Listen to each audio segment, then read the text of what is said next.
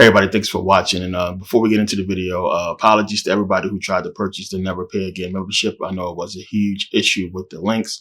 Whoever got through, thanks for your patience. But yeah, we had problems with them. It was multiple links, but the sale will continue until Monday, 5 o'clock. It will automatically delete. Then the links will be deleted. So you have until then now to purchase, because we did have an issue with the links. But when you purchase, make sure you go on merkabahacademy.com first and register. There's no way we can know who you are if your email on your PayPal or your card is different from the email you register with. So make sure you go and register first and make sure that, you know, what you register with, that email, is the same as your PayPal email or your card email. And if it's not, make sure you guys send us an email, but you will be redirected to therealmerkabah.com, you know, after PayPal, and it will give you instructions. Now, this is the fastest way to do it, and it's the best way. So, you know, make sure you guys are registered on merkabahacademy.com first, not Podia. Podia is for people who are not Never Pay Again memberships. If you didn't register on merkabahacademy.com, the account cannot be updated. If you have a different email from your PayPal email, there's no way we can know who you are. So you need to make sure the email is the same, or let us know what email you registered with. Again, Podia is for people who are not Never Pay Again memberships. If you have Never Pay Again membership, you don't need to be on Podia. But Podia will be where we'll direct you to if need be. I recommend purchase on Podia, not Payloads, just because you have access constantly to those downloads. So make sure you guys are on there. And again, make sure you register on merkabahacademy.com. And as I said, the Android app is out. Merkabah Academy Pro, it is out. The link is in the description. It's ready to go. And the iOS app is coming. I've been saying that, but everything looks good. It's going to drop. And I'm going to do a video on that, and we're going to have to link in the description when it does drop. So everybody who's a Never Pay Again member will have an email sent to them with that link. So thanks for your patience, and let's get into the video. This is definitely what a lot of people have been asking for, and it's something I've been wanting to get into for a while. I have studied the Zodiac for a long time, you know, most of my life. I was always into it, and people are shocked that I don't talk about it as much, you know, as I talk about everything else. But if you pay attention to how I've been doing the videos, the DVDs over the years, it's always a pattern to the way I do it. So if you was, you know, around in the beginning, then stuff is making sense. You can go back to the first couple of DVDs and connect dots now.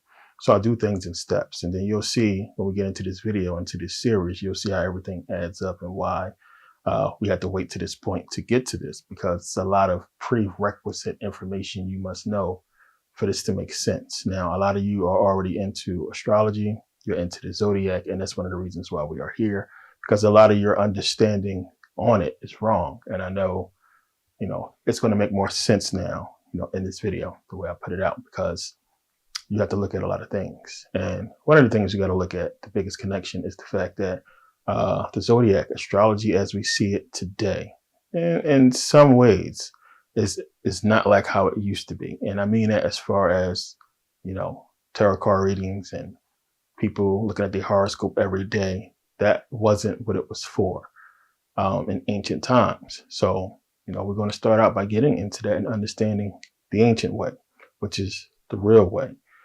So go back during ancient times, you know, many civilizations we can see talked about the stars, talked about the Zodiac, talked about beings coming down, and everything had to do with the universe and do with the constellations or what have you.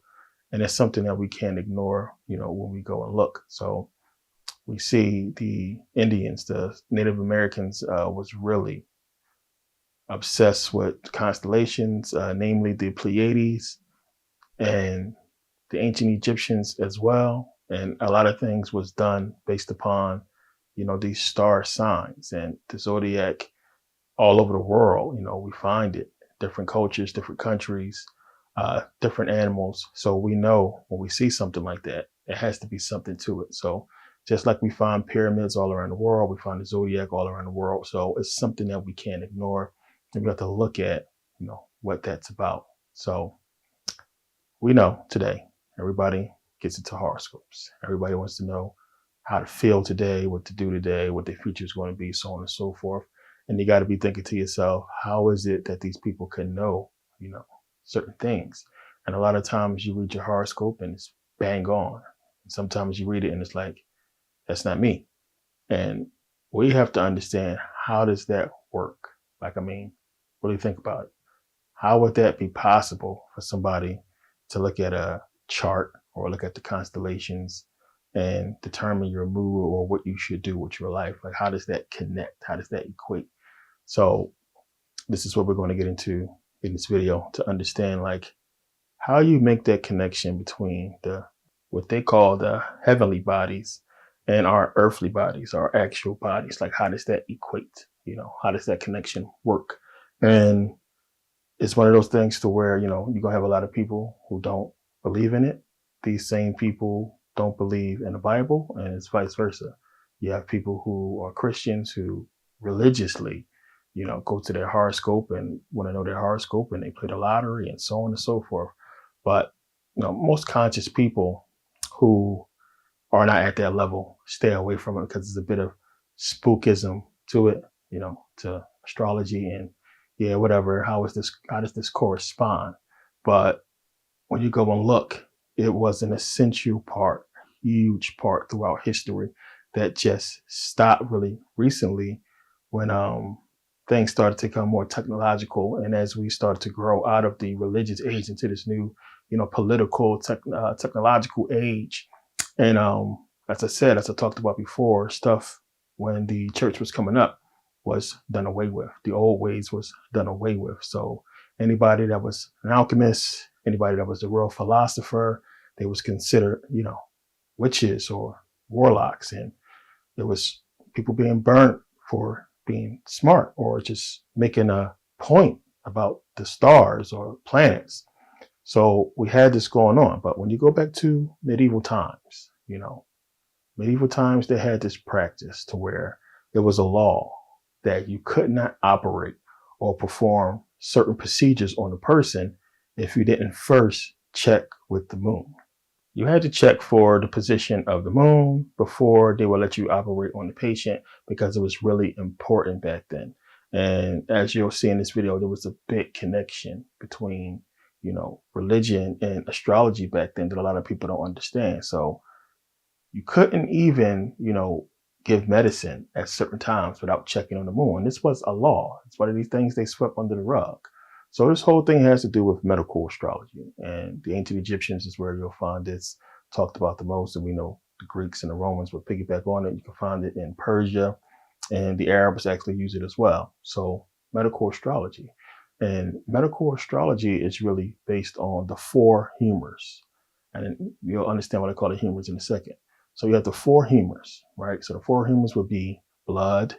It would be phlegm, like, mucus, phlegm. You have yellow bile and black bile. These are the four humors. So with the four humors, it's basically dealing with, liquids in the body. And how they understood it back then was these liquids, if they were unbalanced or too much of one or too little of the other, it will cause, mood swings. It will cause you to feel ill. This is how they was able to really look at, and diagnose a person by, these things. Back then they had bloodletting, and they would check your blood, and, yellow bile has to do with urine, and this is what they would check. We still do the same thing to this day. You have a urinalysis, you have a blood test for them to determine what's wrong with you.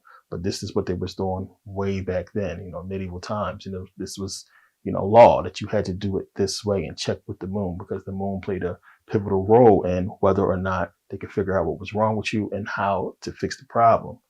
So it says here, although the theory of the four humors does appear in some Hippocratic texts, The Hippocratic writers accepted the existence of only two humors, while some refrained from discussing the humoral theory at all. Humoralism, or the doctrine of the four temperaments, which we're going to get into that in a second, as a medical theory, retained its popularity for centuries, largely through the influence of the writings of Galen. Hippocrates' theory of four humors was linked with the popular theory of the four elements, which we're going to get into this: earth, fire, water, and air, which basically is a big deal when it comes to these, proposed by Empedocles. But this link was not proposed by Hippocrates or Galen, who referred primarily to bodily fluids. While Galen thought that the humors were formed in the body rather than ingested, he believed the different foods had varying potential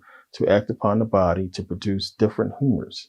Warm food, for example, tended to produce yellow bile, while cold foods tended to produce phlegm. Seasons of the year, periods of life, geographic regions, and occupations also influenced the nature of the humors formed. As such, certain seasons and geographic areas were understood to cause imbalances in the humors, leading to varying types of diseases across time and space. For example, cities exposed to hot winds were seen as having higher rates of digestive problems as a result of excess phlegm running down from the head, while cities exposed to cold winds were associated with diseases of the lungs, acute disease, and hardness of the bowels, as well as ophthalmies, which is issues with the eyes, and nosebleeds. Cities to the west, meanwhile, were believed to produce weak, unhealthy, pale people that were subject to all manner of diseases. In the treatise, Air, Water, Places, and Hippocratic physician is described arriving to an unnamed city where they test various factors of nature, including the wind, water, and soil, to predict the direct influence on the disease specific to the city based on the season and the individual. Diseases could be the result of the corruption of one or more of the humors, which could be caused by environmental circumstances, dietary changes, or many other factors. These defects were thought to be caused by vapors inhaled or absorbed by the body. We're going to talk about that later because you got to think about that. Vapors inhaled or absorbed by the body. Greeks and Romans, and the later Muslim and Western European medical establishments that adopted and adapted classical medical philosophy believed that each of these humors would wax and wane in the body depending on diet and activity. When a patient was suffering from a surplus of imbalance of one of the four humors, then said patient's personality and or physical health could be negatively affected. So we have the four humors, and the four humors basically split the body, in four parts. So the four humors, then we have the four temperaments. So four humors, four temperaments that corresponds with the four humors. So the four temperaments would be sanguine, then we have choleric, then we have melancholic, then we have phlegmatic.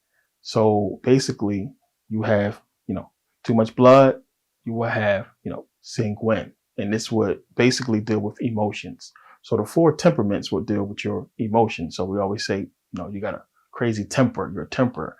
This is where it comes from, the temperaments. So the four temperaments. So now we have this connection with, so far the moon, with our body, this liquid in our body, which we know how the moon reacts to liquid.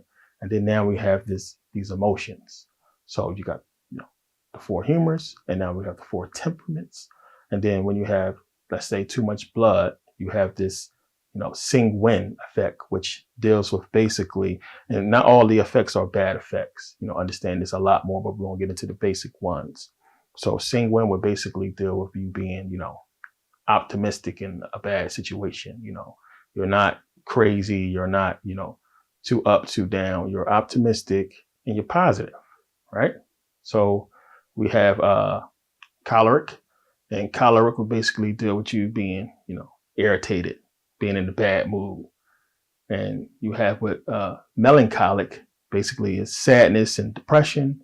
And then you have phlegmatic, which is basically, you being calm. You chill, you calm, you don't really have too much emotions at the moment. You're really unemotional when this happens. So when you have too much blood, you have sanguine. When you have too much yellow bile, that causes the choleric. Black bile would be, of course, melancholic. Note the melon, has to deal with blackness. So black bile. So that's sadness, depression. Of course, they would give us the word shit, black. And then you have phlegm, which would deal with the phlegmatic, which deals with you being calm and, cool. So again, 4 humors: blood, yellow bile, black bile, phlegm. And then we have the 4 temperaments. These split the body in 4 parts. Okay. 4 temperaments: choleric, melancholic, phlegmatic, and sanguine. So chart right there, you can see what I'm talking about. And again, the words, we got to understand these play on words and who's giving us these words. And, we have 4 humors, humor, which you're humorous. Humor has to do with your mood. What type of humor are you in? And then understand, we get the 4 humors. We're talking about BC, talking about 4th century BC. So we get the humors before we get the word human, which we didn't get into the 13th century, the word human.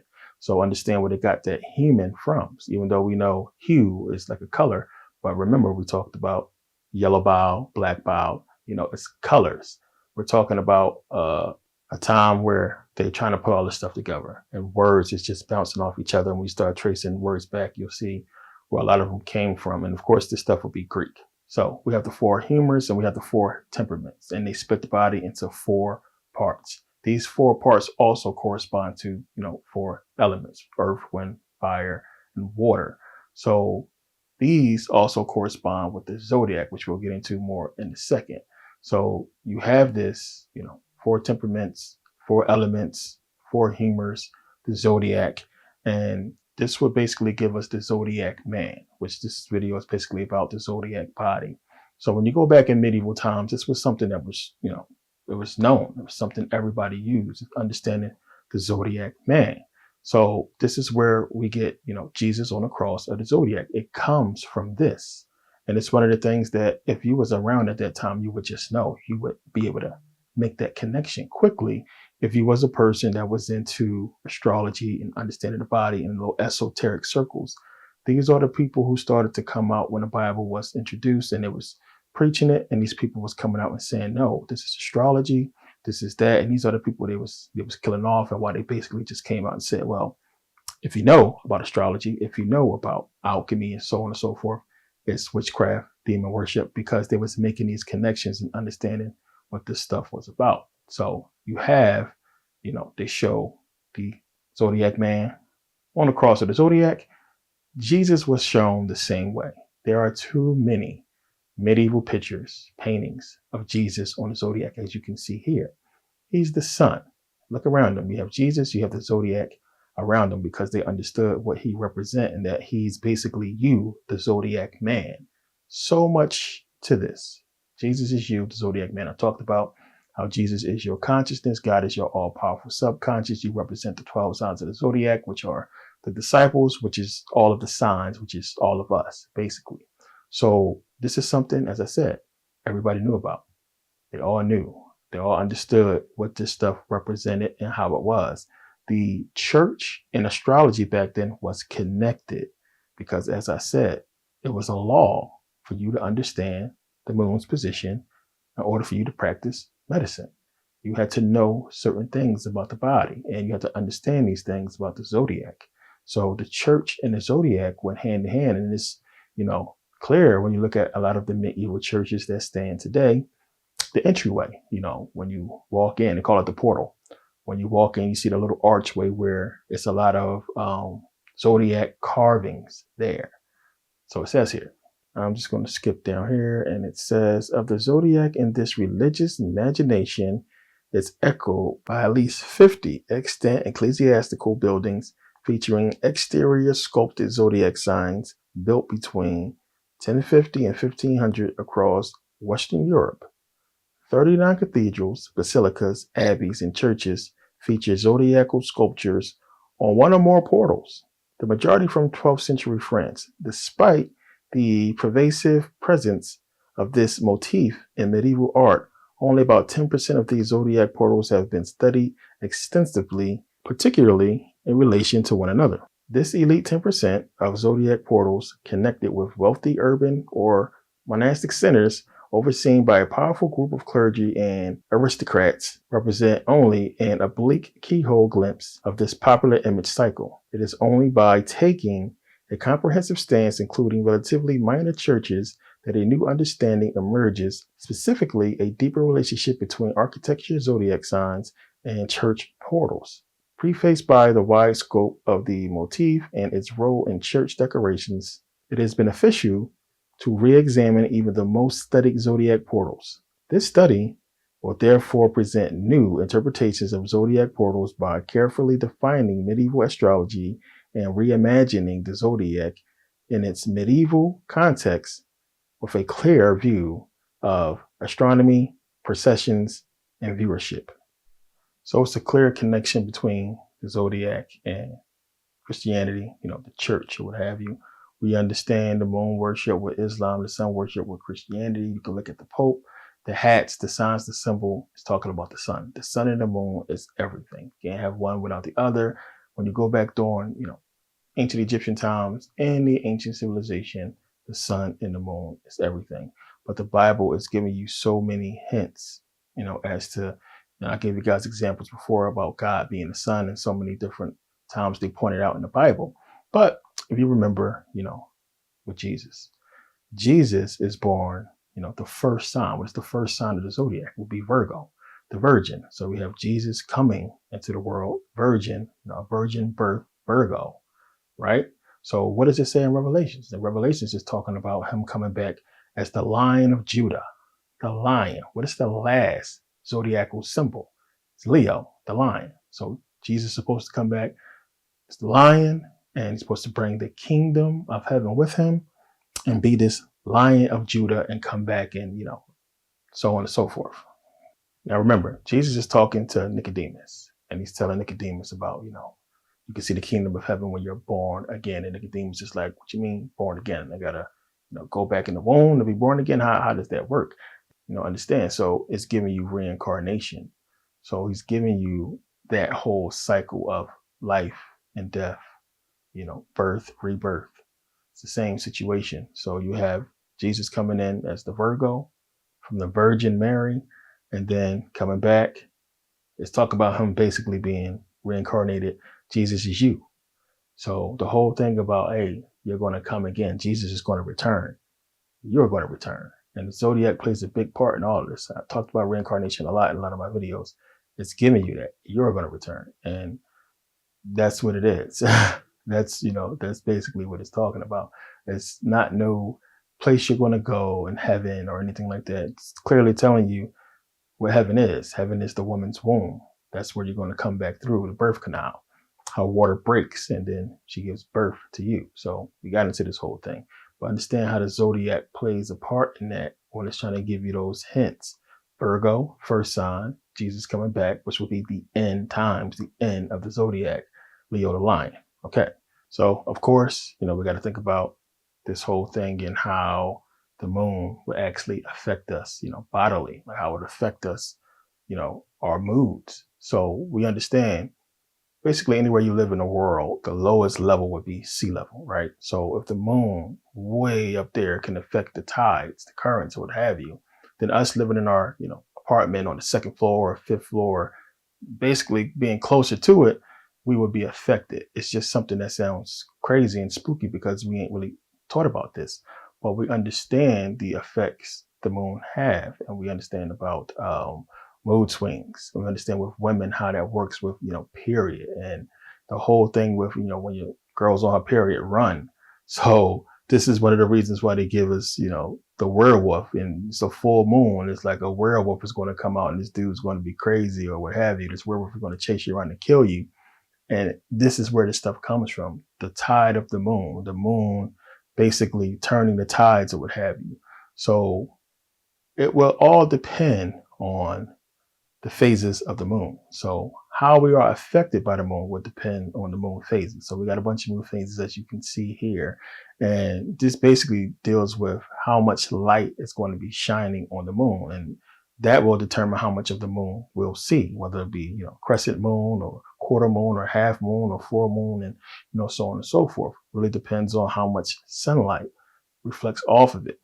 And this would basically correspond with us and us having this effect, the moon having this effect on us. I talked about in many videos before about how it's this whole thing with the moon, and so many movies depicting us destroying the moon, and it was like, okay, we destroy the moon, what will that change? And the moon is supposed to play a major role with vibration, which any type of feeling or emotion we would deal with frequency and vibration. So the moon would have to be putting out a frequency and a vibration that is completely different, that would affect liquids. So, the airs carry this vibration, this frequency, or what have you. We talked about how you say certain things to water, and you can change its composition on a microscopic level, whether it be peaceful or, bad words. It's cymatics. We talked about how the sands could change with certain frequency. There's so much into it that we got to understand. And then we got to realize, like I said before, you can't see the Wi-Fi signal. You can't see the Bluetooth signal. We know it's out there. We can't see it. We know it exists. It would be the same type of situation with the moon, where we have this presence, this energy that's affecting us, that's affecting, liquids. So we talk about the moon here. We understand horoscopes have to do, the zodiac, for most part, people understand it has to do with the sun, the sun signs. And to understand this, you got to understand first, go back into the four humors. As I said, the four humors correspond to four elements, which earth, wind, fire, water. And this has to do, of course, largely with the zodiac when you understand what the zodiac is. But you have this, and you have to understand, if you have four humors, right, which correspond with four elements, which correspond with the four temperaments. So what we're talking about here, we have this temperaments, as I said, temperature and elements. So obviously the four temperaments, the four humors, the four elements has to do with the four seasons. So bringing this whole thing together. So we have the four seasons, and the whole, the word temperament, which comes from the Latin word temperare. It's like temperare. Sounds like temporary, but it's temperare, which basically means to mix.